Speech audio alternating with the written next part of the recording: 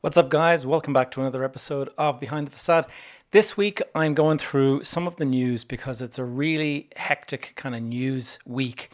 I've been looking at the headlines, and clearly the housing crisis is really starting to get kind of concerning as far as the government are concerned, because they have just announced that they are now considering giving tax breaks to developers. Now, that's something I never thought I would ever hear uttered from the mouths of politicians, given what happened back in 2008 and the political firestorm that this is likely to to cause. But the fact that the Irish government is considering giving tax breaks to developers just shows how desperate they are around the housing crisis. And so that is what we're going to talk about today. So let's get into the show.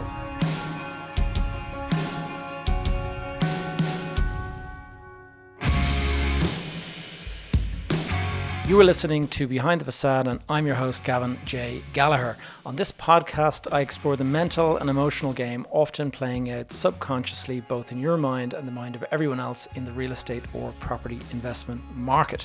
The key to success in this game is to master your mindset and behavior, to take control of your thoughts, your emotions, and most importantly, your ego. Welcome to the show. All right, guys, look, I'm going to take you back through a couple of the headlines that I've seen in the last week that I've just taken note of. And before I do, just to give you a kind of a time as of recording this, it is Monday, the 12th of December, and it is Baltic outside. I nearly got stuck on a road this morning. The roads were so icy and treacherous.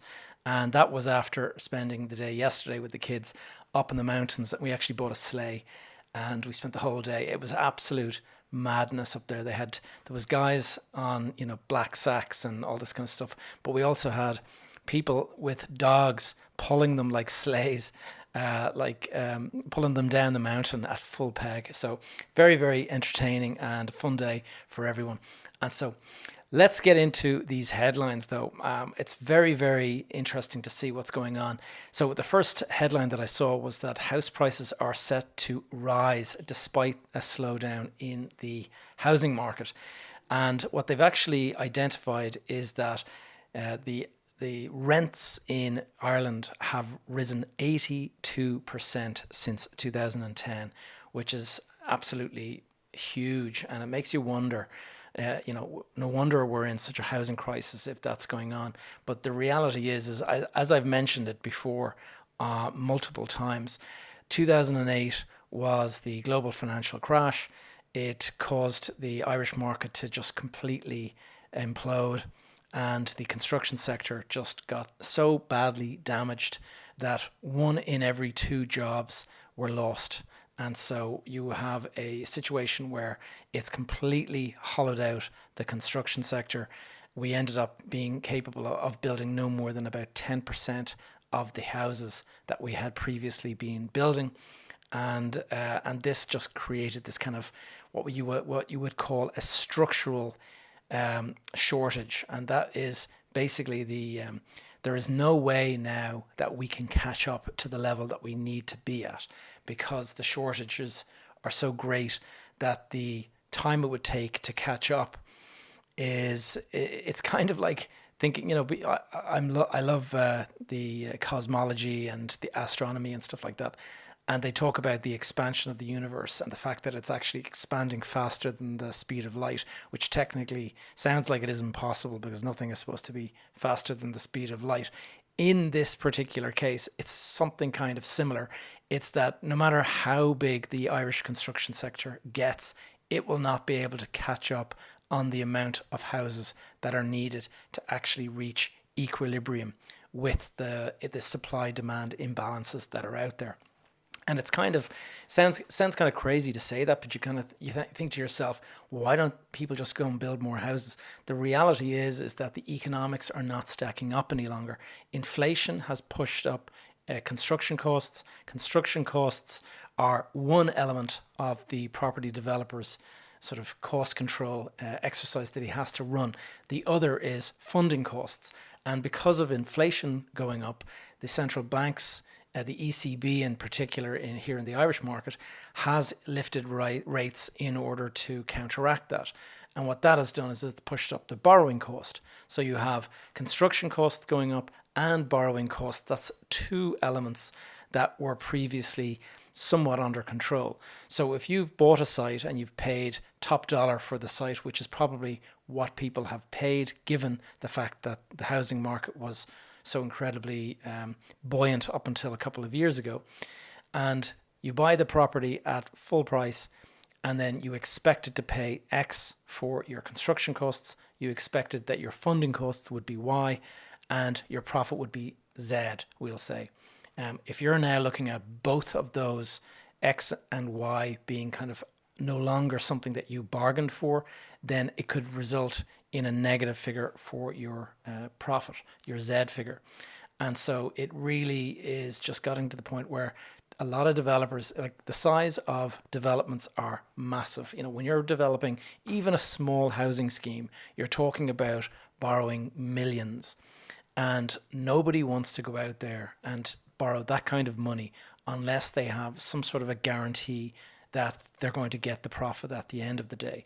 And so if you cannot guarantee that, if there are too many variables that are out there that are possibly going to push you over, then what are you going to do? You're just going to stall everything, and you're going to wait until there is some certainty and clarity in the market in the direction that things are going. And so that is what has happened. Anyway, on to the next one. I've seen that they're talking about the tax rules for overseas landlords being tightened.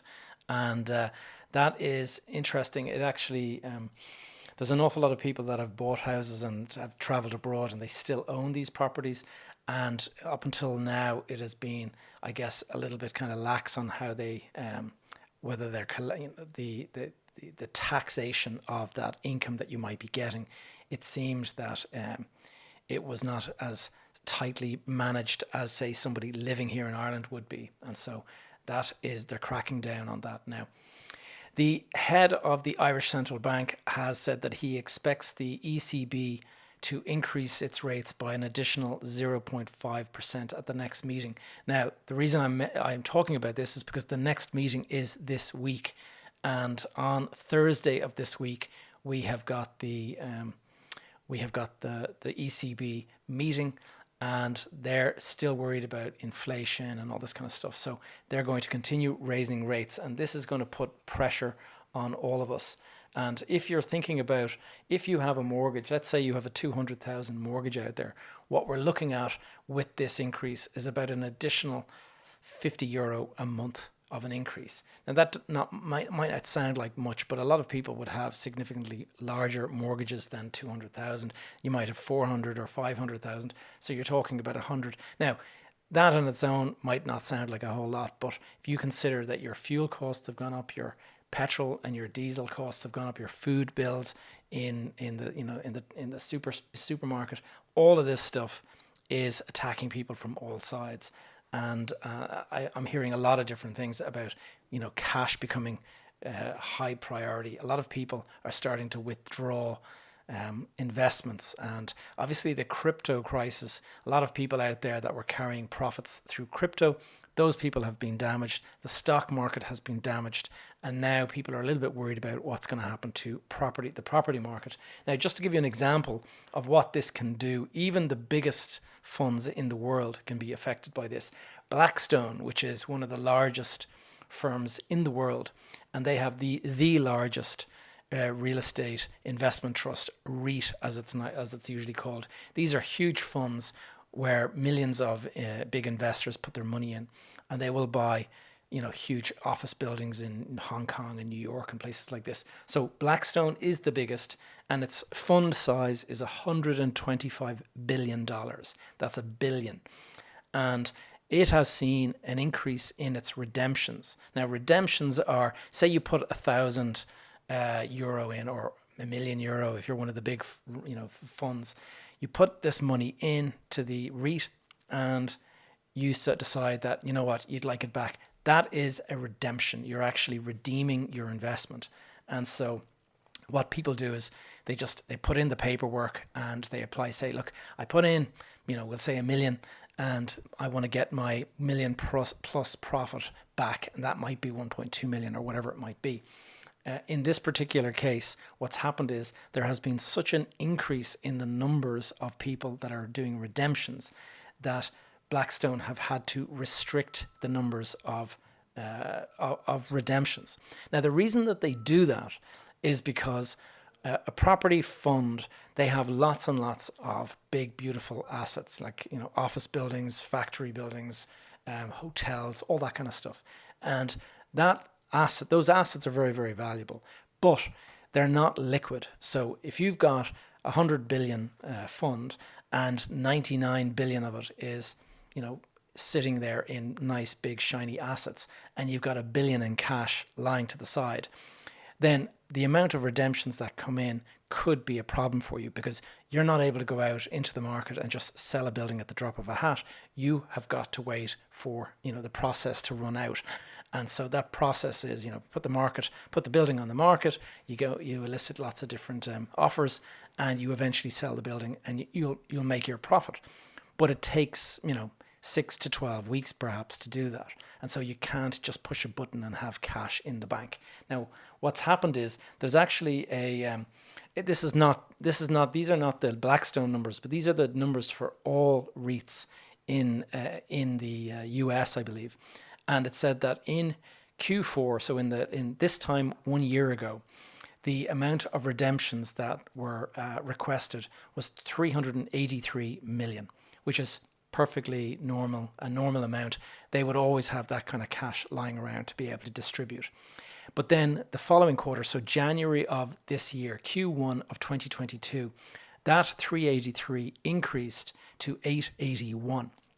So that's that's almost a 3x increase in the amount of redemptions. And so now those guys with your 100 billion fund, they probably got 5 billion sitting there in cash. But 881 million was requested. Now, that was bad enough, but in Q2, so we'll say April, May, and June, in that quarter, they got redemptions of 2.8 billion. And so what is that? That is more than a 3x again. So it went up 3x in the first quarter. It's gone up another 3x in the second quarter. So 2.8 billion. And then in the quarter that has just finished, the August, September, October quarter, I think that's it. Oh no, it's July, August, and September. In that quarter, 3.7 billion has been redeemed or requested to be redeemed. And so that would basically tap out these big funds. And they would be in a situation now where they don't want to become a forced seller of assets, where they have to go and put their prized possessions up on the market and hope that they can get the cash in order to start paying out these redemptions. And so that will obviously drive down property prices, and that will make them a forced seller. They do not want this, so they have instead done what they're entitled to do, and that is restrict redemptions. And so that is basically, they say, sorry, no more redemptions until we've had time to kind of, you know, free up cash. Now, they're not the only ones. Blackstone, Starwood Capital is the second largest, and they have also restricted with redemptions from their REITs. And from anecdotal evidence suggests that 70% of the redemptions are coming from the Asian market. So that will say a little bit of something about what's going on in Asia. Or it'll be the, you know, Asian market thinking about the US market and wondering, should we get our money out? Whatever the reasons behind it, this is what has happened. So it is very interesting going to see what is going on there. Now, we also have, looking at some of these headlines that I have, construction slowdown is putting the target at risk. So the government has set a target, and that is a target to deliver 300,000 homes by 2030. But because of this pullback in the market, they're now saying that that could be at risk. And so this is kind of what's driving a lot of this this panic. It's not so much any one particular deal falling over, but it's the fact that when this is done at scale, you're looking at quite a considerable reduction. And you could have, I mean, for every 5,000 homes that are not delivered, that's 5,000 people that are out there, struggling to kind of find a place to live or to rent or whatever. And so you can see how these numbers, 30,000 a year or 300,000 by 2030, that is a significant size of the population. Now, one of the things that we're seeing is that because of this, they're starting to realize that there's an awful lot of people out there that are objecting to planning permissions. And you've got, what I've seen recently is that let me just find it here, large decline in residents groups are to be barred from taking high court cases. Now, this is something that I actually saw myself. When I bought I bought a property back in 2006 or 2007 or something like that, and it was in the Pierce Street area. And I can remember there was a local Pierce Street Residents Association, and they were vehemently against the development that I was proposing. And they rejected, or they appealed every single permission application that I lodged. They appealed it, and their appeal was heard, and my permission was thrown out. And we did this 3 times, and in each occasion, the deal was, our permit was thrown out, our application was thrown out. And it's, apart from being very costly and very, very expensive, very costly and expensive, very frustrating. We had a situation where each time we had to make substantial changes to our drawings, which means a redesign of the building. And you don't just make a couple of adjustments. It has to be fully thought out. And so an architect is paid to go and do all of this work, and the architect gets paid. And that can be, a couple of thousand in fees for the architect, and redesigning fees, engineers might be involved and things like that. All of this stuff happens 3 times in a row. Very, very frustrating. Now, the frustration is usually just with the developer, and it slows them down. It means that their holding costs for the project continue on. So you've paid a couple of million for a site. That site is sitting there. You're paying interest on the bank loan, or else you've got cash that has gone in, and you've got opportunity cost in your cash being tied up in that piece of land. And in the meantime, you're carrying all these costs, architect, engineers, whatever it might be. And at the end of a year, 2 years, 3 years, it starts to really become a headache, because you were hoping to be on site, you were hoping to be out with your profit in the bank by this stage. And one of the problems that you have with the development process in general is that it is very, very lumpy. I mean, there's an awful lot of, the developing community, we get a bad name for, these huge profits and stuff. What you have to realize is that we say we buy a site for, we'll say 5 million. And you might have to go and borrow another 10 or 15 million to go and put the development there on the ground. So you might be out in total, maybe your maximum borrowings at some point might be 12 million, and you're bringing in some sales, and you're maybe paying that down. If it's an apartment building, usually you have to borrow the entire amount. So it could be up to 20 million of borrowing. And that project is going on for, the construction process might be 2 years. The planning process might be 1 year more if you're getting held up by these objections. And so you could be looking at 3 or 4 years before you get your profit. And so let's say you make a profit of 2 million or something like that. That might sound like an outsized profit for somebody who's not in that business. But considering it is 4 years of work has gone into that, and you're not a one-man band, you might have staff, overhead, costs of rent in your premises, all that. All of this stuff has to be funded. You've got mouths to feed, and your own salary and all that kind of stuff. So 2 million over that period of time, over 4 years, gets depleted pretty quickly, and you can end up in a situation where the project, you need another project to kind of keep you going whilst you're trying to get one like this one over the line.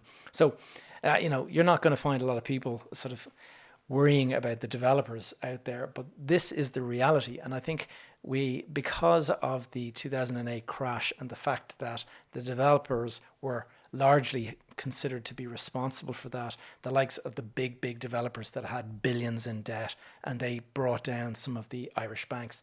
These guys were very much vilified as the reason that the Irish economy collapsed. And so it's understandable that there's a backlash against developers. But the reality is most developers are not those big billionaire guys. They're small business people that just, they buy a site, they have multiple subcontractors working for them. They do a very valuable job insofar as they put houses there that people need.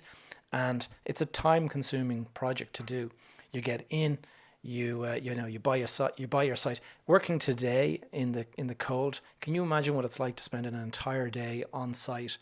And like I'm here in a t-shirt in my warm office. The reality is the guys that would have been on site from 8 a.m. if not earlier, and they're there till 4 p.m. outdoors the entire day. So it is hard going, and I wouldn't begrudge guys their profit. So this is the fact that their projects now are being squeezed. Economics are no longer kind of making sense. You can understand why they would not want to go and start a project if there's some risk that they could end up in a situation where they're going to make a loss. And those 4 years that you've spent trying to make the project work and out in the cold over the winter months, and then suddenly find that you are unable to make a profit and unable to kind of complete the project and put some money in the bank, that's it. Like, you're just going to shelve that project. So now the government are thinking, how are we going to incentivize these guys to do this? And so that's where tax breaks are starting to be considered. Now, another interesting one I've seen is that there is this eviction ban that has been brought in by the Residential Tenancies Board, the RTB. And this law that has been brought in, it's there to protect tenants, but it's an interesting sort of anecdotal sort of story. This lady, 33-year-old landlord, she moved abroad for 1 year, and she rented out her apartment while she went to Dubai for some work. And she's come back now, and she is unable to get her apartment back because of the eviction ban. And so the person that rented the property is in there, and she is having to couch surf while she waits for her property to be available to her. It's kind of ridiculous if you think that's the situation that we're in. Now, one of the stories that really caught my attention was the fact that a social housing, an approved housing body, has decided to go and actually start building without a developer. Now, so the housing association, it's called Circle, and they normally would work with the developer, and the developer would hand them over the finished property. But what they have decided to do, and this is because of construction costs going out of control and all that a developer couldn't find a profit in the deal. And so these guys have decided to directly employ a contractor and to build 47 apartments by themselves. Now, this will give you an idea of the costs involved. It's an 18.5 million euro social housing scheme, and it is to be constructed on a vacant site in the Dublin city centre. And it's just looking at some of the thing, what they say here is that Circle paid the council 1.2 million for the site. However, the site would have been worth 7 million on the open market. And the apartments that they are going to build are 10 one bedrooms, 27 2 bedrooms, 10 3 bedrooms. And these are costing an average of 375,000 each across that many apartments. And this is less than what Circle would have been paying if they had gone out and bought it from a developer. But the problem here is that Circle now are going to have to go out there and try to manage a development themselves as an association. And I'd be very wary of that. I mean, look, if they can do it, great. But the reality is that there is a reason that it is not usually done like this, and that is because developers tend to have expertise in this area and they know how to control costs and all that. And if you're a housing association, you're going to be relying on a team to do that for you, and you would hope that they're going to be able to do it. But I think it is a big risk for them. So it'll be interesting to watch that one and see how it plays out. Now, one of the big headlines is that there is a large decline in the number of planning permissions that have been submitted for new homes. And this is all down to the construction cost rise. And so there is, as this headline goes, there is mounting evidence that the residential construction sector has cooled off in recent months. The Central Statistic Office is saying that there is a 29% reduction in the number of planning permissions that have been submitted. And this is substantial, like 29%. Now, the thing to remember is that there's an awful lot of projects that are probably under construction, and there's a lot of projects out there that are just about to start, that have already got their permission and stuff like that. So this is going to be one of these lagging issues. You're not going to see an immediate issue here. What you're going to see is a year or two from now, that's when what's been reported in this article, in about a year and a half to 2 years, that's when you're going to start seeing this play out, because the time it takes for the permission to be gained and then to mobilize and to get on site and to get all of your eggs lined up with the construction drawings and your bank borrowing and all that kind of stuff, that's when you're going to start seeing that the sites, the houses that were going to be delivered from all of this work in this program of construction is not going to be delivered. So you're probably going to be looking at maybe a 29% reduction in the amount of houses delivered about 2 years from now. So it is one of these mounting problems that the government have got. And so that is one of the reasons why they are talking about now banning the resident groups from taking high court cases, which is going to be controversial and contentious, because obviously residential associations and groups, they get together because the people living in that area want to protect the area and they want to keep it pretty and nice and the place that they're used to living in. And if somebody comes along and buys a site and says we're going to build a 10-story building here, those guys naturally kick up a fuss and they say we don't want that here. The problem is that this is happening across the board. They call it NIMBYs, not in my backyard. They're not against development per se, as long as it's not in their own backyard. And I can remember there was a funny one. They said when the port tunnel was being built back in the 2000s or whenever it was, the port tunnel, which is right outside the window for me here in East Point, when the port tunnel was being built, there was an awful lot of people saying that they didn't want it going under them, and so they were considered NIMBYs, not under my backyard. Anyway, I'm going to get to the final story, and that is this story about the fact that they are looking at bringing in this developer tax break. And the biggest issue with that is that it is going to be a political firestorm. What happened in 2008 is still raw for so much of the population. The austerity that followed during 2010 and 11 and things like that, and the fact that a lot of people lost their homes and all that, there is a big amount of there's a lot of people that have it in for the developers, and it's as I said already, it is perfectly understandable given the impact. But what it's got to be remembered is that the developers do a valuable job.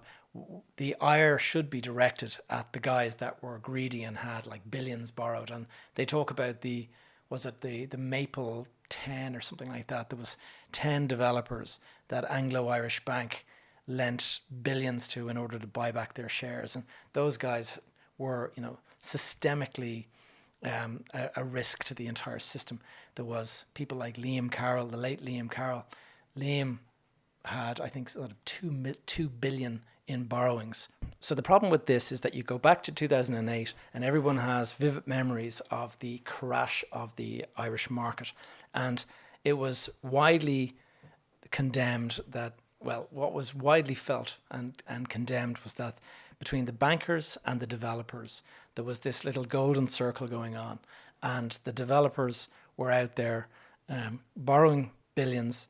The bankers were lending them billions, and between the two of those groups, they were making a fortune. And there was guys flying helicopters. They all had flashy cars, big houses, and this was kind of vividly captured when there was reports at things like the Galway races, and there would be helicopters all arriving, and it'd be all the big developers arriving in their helicopters. Now, come a year or two later, most of those guys were actually bankrupt, but it's still, it doesn't matter. It's left kind of a lasting feeling on everyone's mind. And so fast forward to today, and the slightest suggestion that the government might offer tax breaks to developers is going to be a political firestorm. And what's going to happen is Sinn Féin are obviously going to go and beat the government to death on this, and they're just going to make them feel like that this is, here you go, proof, we've been saying it all along, you guys are in the pocket of the developers, all that kind of stuff is going to go on. Now, the reality is, unless we do something for the developers, there is going to be basically you're already seeing the evidence. Planning permissions are stopping, projects are not going ahead, the economics on the very big apartment developments are no longer making sense, and so there is going to be, the housing crisis is just going to get worse. You're going to have a situation where we already have an acute demand. We have acute shortage of houses, and therefore that divide is so far apart. Like, there's just no pulling that together. If it goes, and if the numbers of houses being delivered is to fall even further, that divide is just going to grow. So this is going to be a political hot potato that is just not going to go away. The government are going to have to defend themselves and defend their decision to do this. And at the same time, they're just giving so much ammunition to the opposition parties to attack them. And I just don't see any other way. You've got the construction, the difficulties, the cost inflation, and the cost of funding, and all of this stuff is making these profits kind of dry up. And you've got to find another way to create profits for the developers. And if they can somehow create like a tax break or something like that, it's possible that that the profit will actually be back into the project and these guys can go ahead. But of course, it is going to be deeply unpopular with some sectors of the market, and we'll have to just wait and see, or of the electorate, we'll say. So guys, look, I hope you found this interesting. It's a bit of a quick blast through the headlines. This is the kind of stuff that I normally do on my live stream, but it's just been so busy with work that I haven't had a chance to do the live stream for 2 weeks in a row now. So without further ado, I'm going to call that the episode, and I hope to see you guys next week. Thank you for tuning in to another episode of Behind the Facade. If you found this episode useful, or if you enjoyed it in any way, please take a moment to leave a review over on iTunes if you're listening on the audio version, or indeed if you're watching now on YouTube. I'd be very grateful if you would hit the old thumbs up button down there, and subscribe to the channel. If you have any questions that you would like me to cover in future episodes, please leave a comment down below, or indeed drop me a line via social media. My name on social media is Gavin J. Gallagher. You can also join my Facebook group. I have a Facebook group called Behind the Facade Community. And you can also stay in touch with all the various stuff that I'm working on via my blog. My website is gavinjgallagher.com. And when you're in there, sign up to the newsletter by joining my tribe, and you will get a weekly email with the latest content coming out from myself. And so I hope you guys are great, and I'll see you next time.